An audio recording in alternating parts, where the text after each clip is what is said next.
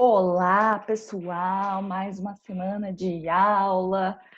Nesse calor, né, minha filha? Pois é, a gente gerando cada vez mais onda de calor, uma loucura, uma alegria, só que não. Mas, enfim, vamos lá para a aula de hoje. Na aula da semana passada, nós finalizamos a apostila 2, o livro 2, né, com o final do capítulo de questão ambiental. Que tá aí, né, queridos, para a gente refletir esse calor insuportável que estamos vivendo. Lembrando que hoje é dia 30 de setembro e preparem-se, porque a previsão de temperatura para amanhã e depois é de 40 graus nessa cidade de Bauru, tá? Então vamos refletir sobre a questão ambiental, né? Se você não quer passar esse calor.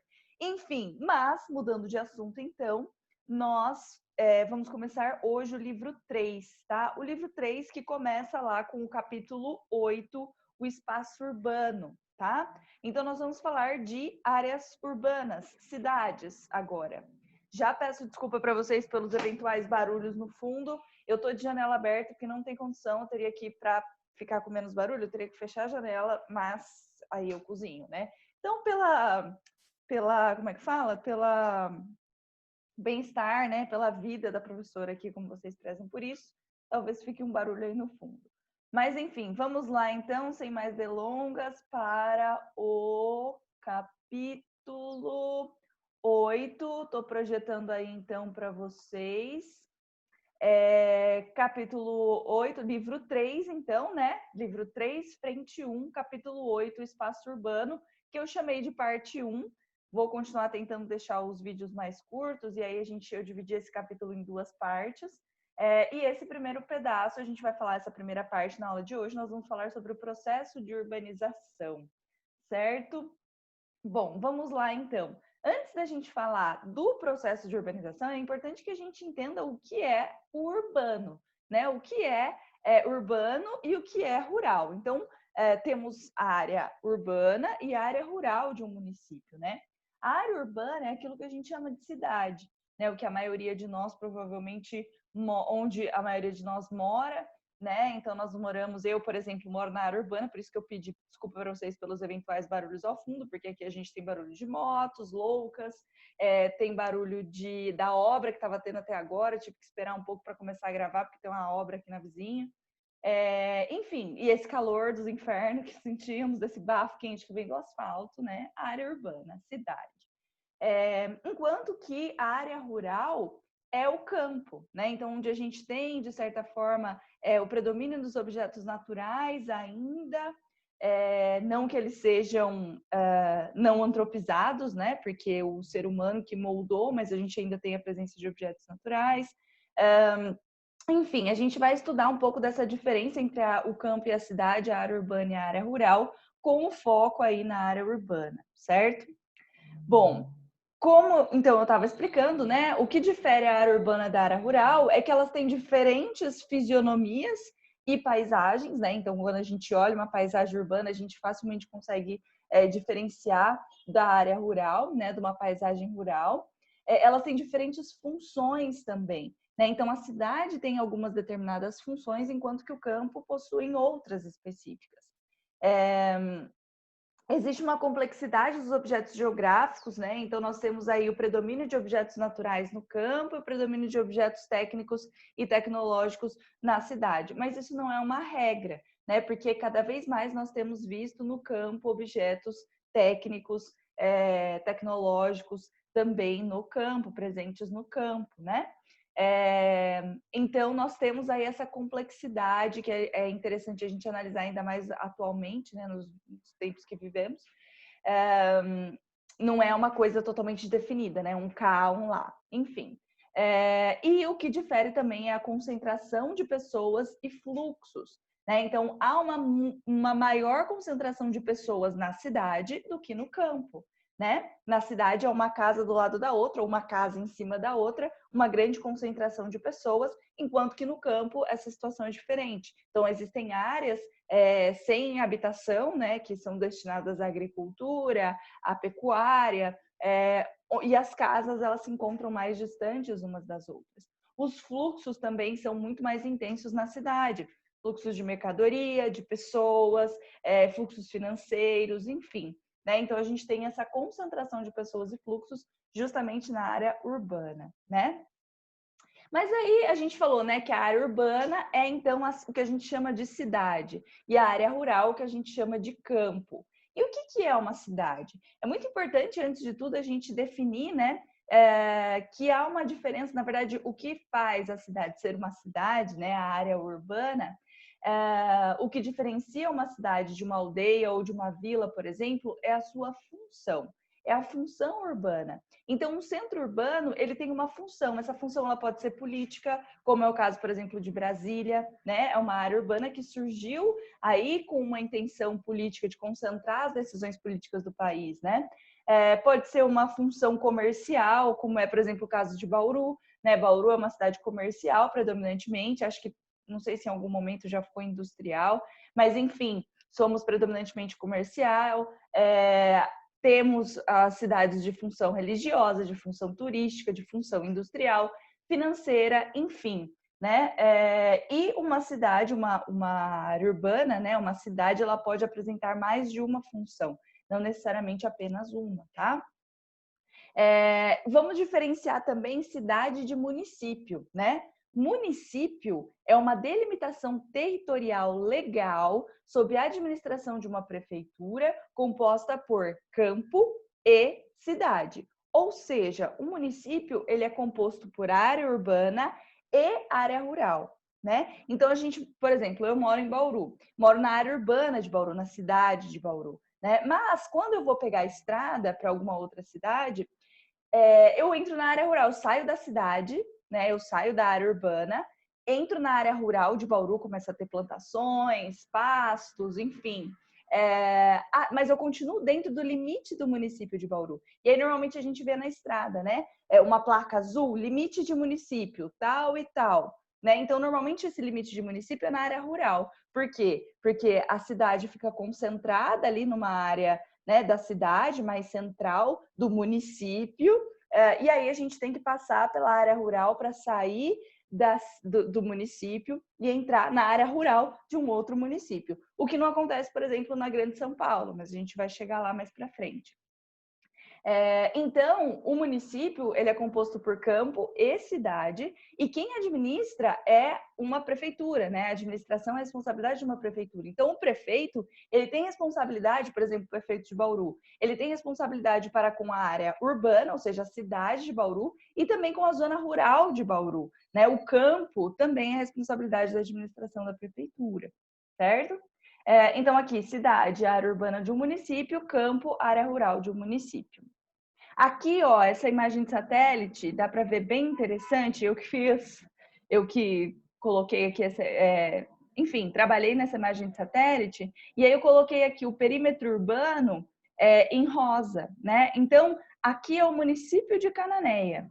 Tudo isso é a delimitação do município. E a área urbana, o perímetro urbano, a cidade está em rosa, né? São só essas manchas aqui, ó. Ou seja, a maior parte do município de Cananéia, que é um município aqui de São Paulo, tá aqui, ó, bem no extremo sul aqui, no litoral sul, a maior parte do território do município de Cananéia é área rural e não urbana, né? A gente vê que aqui a área urbana ela é bem pequena. Isso é comum nas cidades de interior, na maior parte das cidades brasileiras, na verdade. Aí a gente vai ver que as situações das capitais é um pouco diferente, mas a gente chega lá. E aí é importante a gente entender, como a aula de hoje é o processo de urbanização, né? Como aconteceu esse processo de urbanização? Como surgem as cidades, né? Em que condições, por quê? E aí é importante a gente pensar as cidades dentro dessa evolução do espaço geográfico, como coloca o professor Milton Santos, né? Que a gente passa do meio natural para o meio técnico e o meio técnico científico e informacional.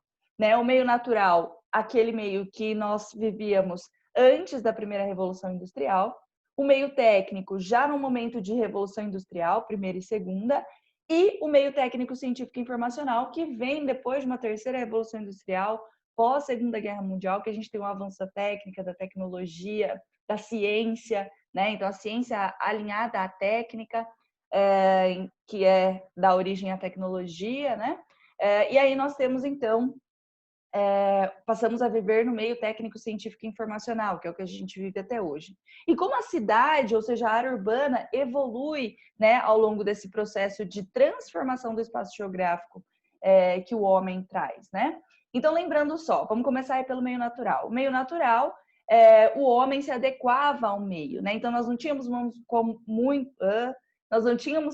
muito como transformar o meio. O meio impunha as condições que o ser humano tinha que se adaptar, tinha que se adaptar àquelas condições impostas, né? As máquinas que existiam eram movidas por animais ou pela força humana. Então, nós tínhamos limites de transformação do espaço. Nós tínhamos mais que nos adaptar do que transformar o meio de acordo com as nossas necessidades, né?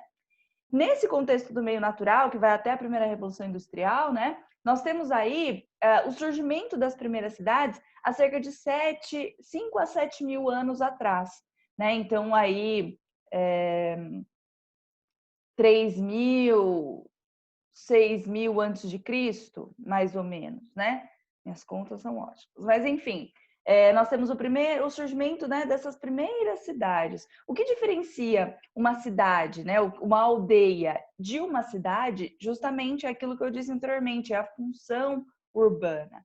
Né? A função urbana é que vai diferenciar uma aldeia, que é um aglomerado o conceito, né, de um aglomerado de camponeses ou trabalhadores, né, que vivem próximos, de uma área urbana que tem, então, uma função, né? Na antiguidade, as principais cidades possuíam funções principalmente políticas, né? Então, eram centros de comando de onde saíam as decisões para a região ali, né, do entorno. Então, as pessoas se reuniam nesse local para tomar decisões políticas. E também uma função comercial, né, onde havia espaços de troca, onde as pessoas se reuniam para, então, estabelecer trocas comerciais. Né? Então, essas são as duas primeiras funções que surgem e que dão origem às áreas urbanas. Né? Suas funções atraíam pessoas, o que fez com que surgissem demandas de bens de produção e consumo. Né? Então, essa função, seja ela política ou comercial, como eu dei um exemplo, isso fazia com que as pessoas, né, essa função ali, ó, aqui é o centro de troca comercial. Isso fazia com que várias pessoas fossem atraídas para aquele local. E aí surgem necessidades, porque as pessoas vêm de longe, elas precisam pernoitar no local, elas precisam se alimentar antes de retornar ao seu local de origem. Né? Por isso começam a surgir demandas de bens de produção e consumo. Tá? Nessa época aqui, né, no meio natural, que vai até a primeira Revolução Industrial, nós temos cerca de 2% da população mundial apenas que era urbana, ou seja, que vivia nas cidades, que vivia nos centros urbanos. Né? O restante, 98% da população, vivia na área rural, certo? Apresentava função fundamental para a organização das sociedades pré-industriais, essa função de centro, né? Então, onde as pessoas se reuniam para tomar decisões políticas, para estabelecer trocas comerciais. A centralidade, então, é o que diferencia, né, as cidades dos espaços rurais. Então, essa atração, essa função de centralizar, de encontro, né, para desenvolver alguma atividade. Atração e dispersão de fluxos econômicos, sociais e culturais.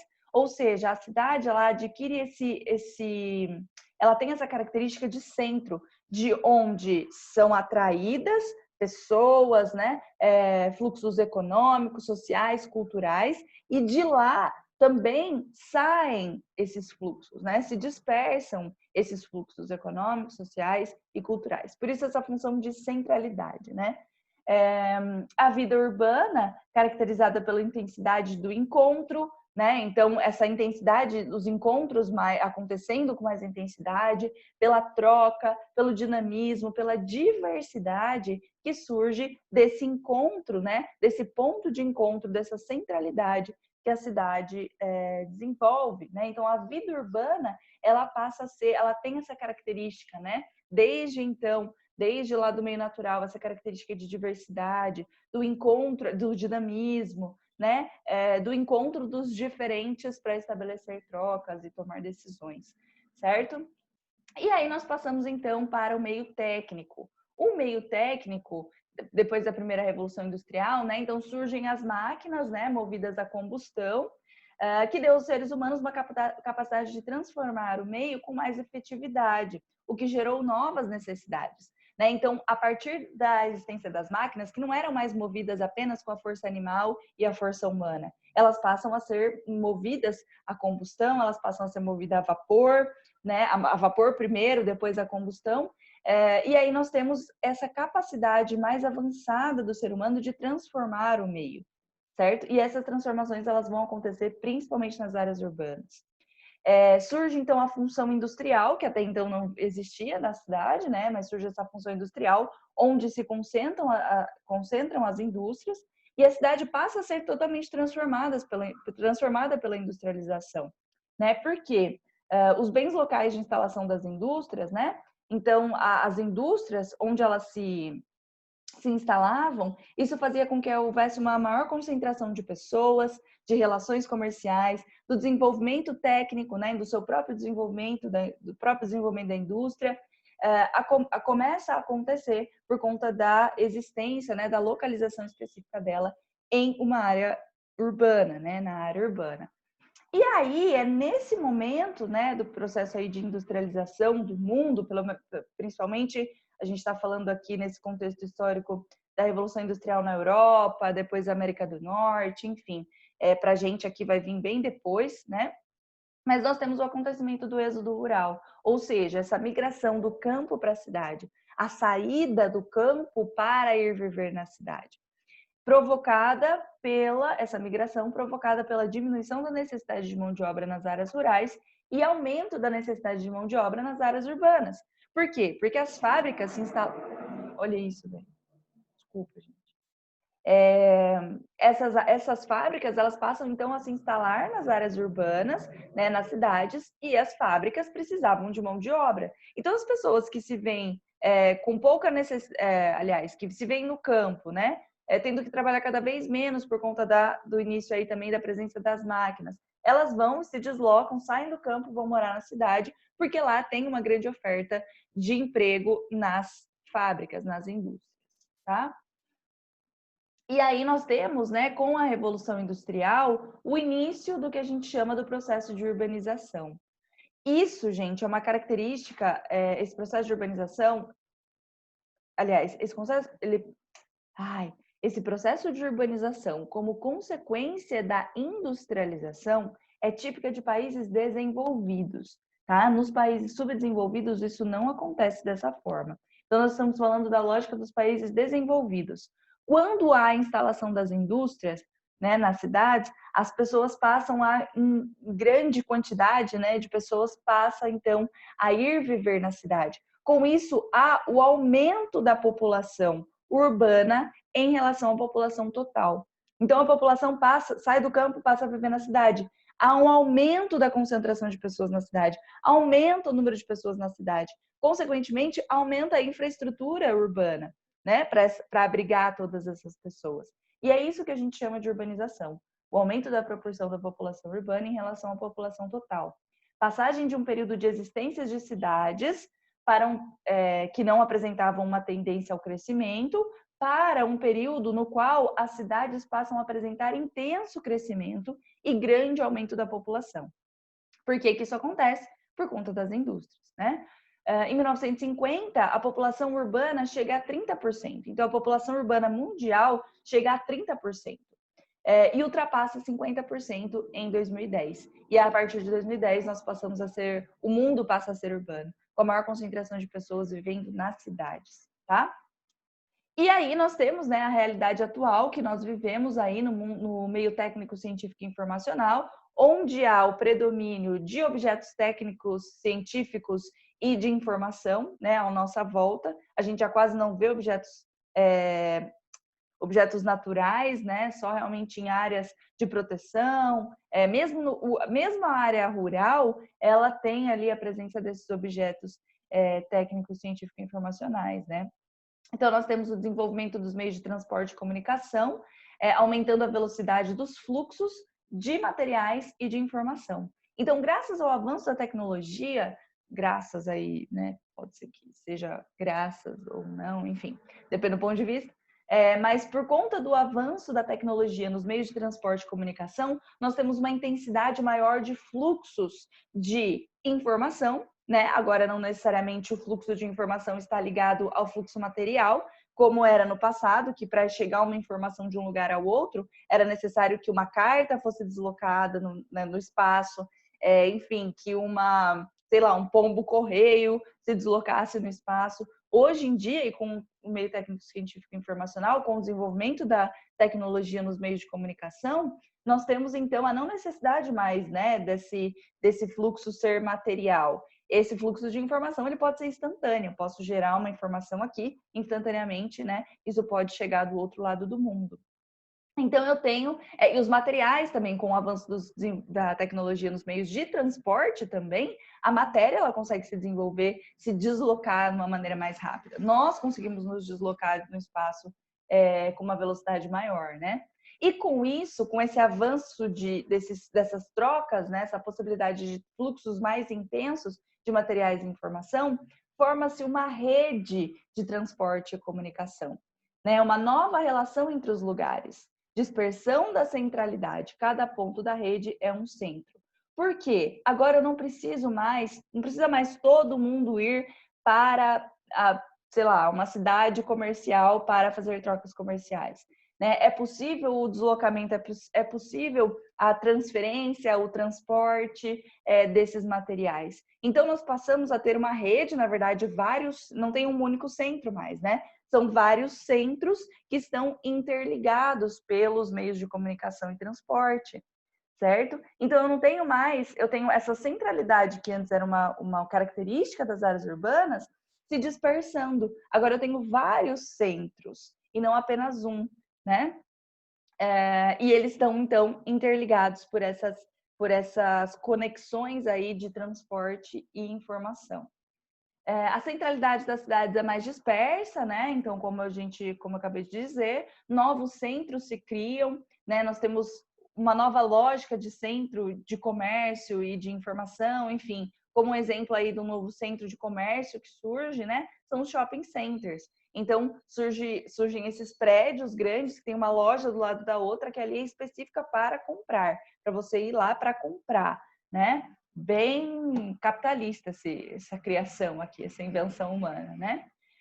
E a sociedade urbana, mesmo as pessoas que não vivem no meio urbano, adotam um modo de vida urbano, estando diretamente ligados às cidades. Né? Então, mesmo aquelas pessoas que vivem na área rural, elas têm um modo de vida urbano, próximo do que é o modo de vida urbano, e estão ligadas com as cidades, seja por necessidade de produtos, por troca também de produtos, ele produz alguma coisa que vai abastecer a cidade, enfim, né? Acontece aí essa urbanização, essa dispersão do modo de vida urbano, né? Então todo mundo aí vive numa lógica urbana, né? Gente, por hoje é isso. Não vou me alongar mais. Deu 20 minutos aí o vídeo maravilhoso. Então, nós vamos continuar. Hoje nós falamos sobre o processo de urbanização e amanhã não, semana que vem nós vamos falar sobre alguns conceitos urbanos, tá? Lembrando que hoje às 18 horas temos nosso momento ao vivo para tirar dúvidas dos capítulos anteriores que a gente estudou, tá? Então tragam suas dúvidas e a gente se vê mais tarde então. Tchau, bons estudos. Para.